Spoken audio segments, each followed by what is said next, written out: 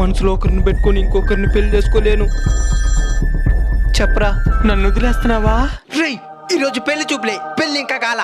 ఈ రోజు వచ్చినోడికి చెప్పేస్తానులే, ఆల్రెడీ నేను ఒకరిని ప్రేమిస్తున్నానని. నాకు తెలుసు డార్లింగ్, నీ క్యారెక్టర్ ఏందా.